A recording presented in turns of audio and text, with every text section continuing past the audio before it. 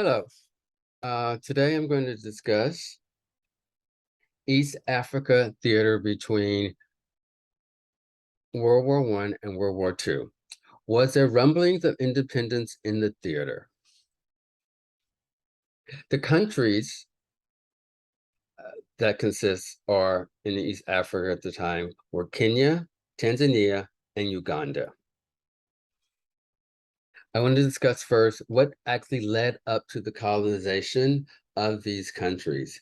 Most people think it had to do with that Britain came in and they colonized the country. No, actually, it started with the evangelists needing to spread Christianity, who were the first to arrive in the region in the mid 1800s. The Lutherans from Germany, the Scots and British from Scotland and England, they were already positioned there. And because of their presence there, that was one of the influence for the reason for colonization. And also an additional reason was the fact that there were two competing companies in that area: the British East African company and the German East African company. And based on that fact that they were competing against each other in 1884, German Chancellor von Bismarck summoned all the European powers to Berlin to establish rules for colonization. And this is when the colonization actually happened to these three countries. Kenya and Uganda were assigned to the British, and Tanzania was assigned to the Germans. Okay, important question.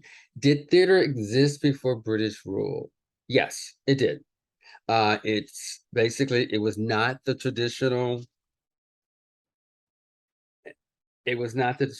five structure play that was performed in Britain or in Europe at the time.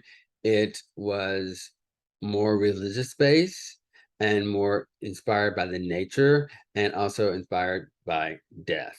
Um, when we look at Kenya's drama roots are traditional drama owes its origins to the belief in relationship between human beings, the cosmos, and the supernatural.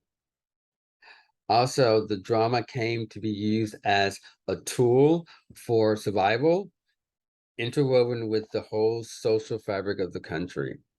It was believed that evil lurked in the atmosphere, and it was necessary to find ways and means of arresting the hostile forces of nature.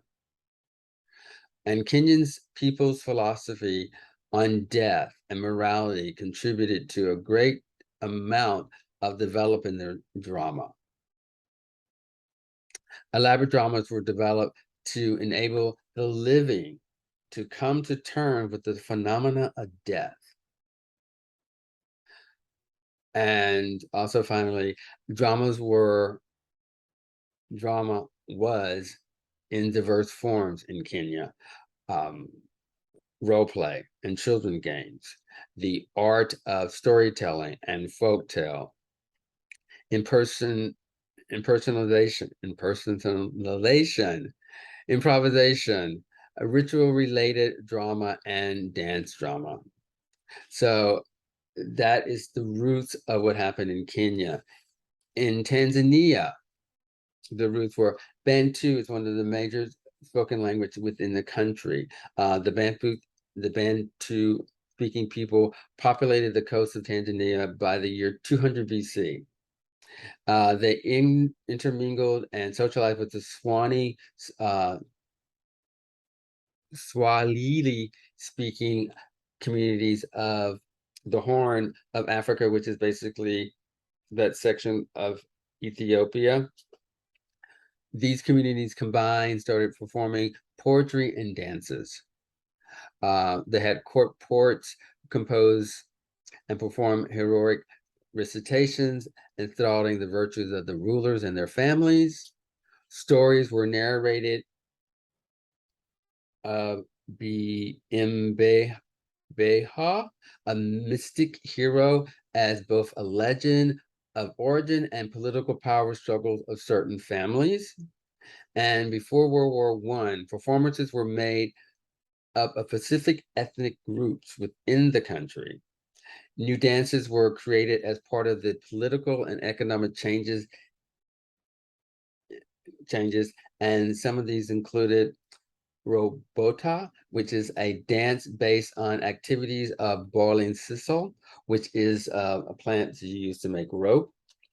Lele Mama, a popular dance among urban women, and Bom, which is related to the Bine Naguma, militaristic mime dance. And in Uganda's drama roots, the rural performance took place wherever there was an empty space, because every person felt that he or she had the ability to perform and create theater. Performances were held basically at the royal court of the king of Buganda in the south and in central in Uganda. Buganda wedding dance is the famous dance, which is this visual, which you can see.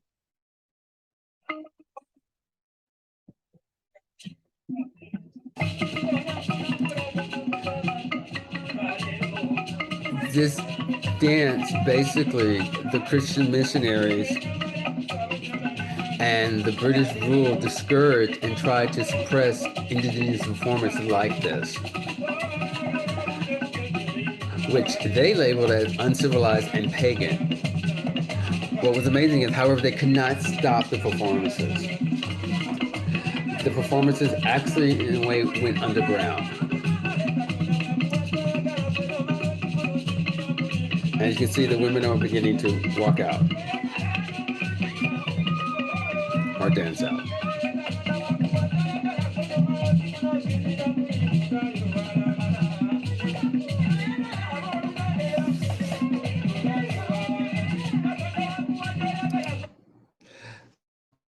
What happened in the Ugandan culture, because of the Christianity and their historical traditional performances, became almost like a dual society. There was the aspect of, there were Christians when they went out into the world and communicated and did business, but there was still that part of them that kept their traditional culture aspect of how to celebrate. And so they kept that. So there became this dualness about them.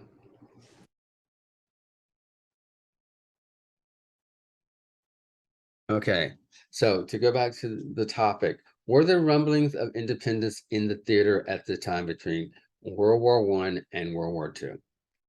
No, I have not been able to find any indication or evidence that performances took on any political message of independence.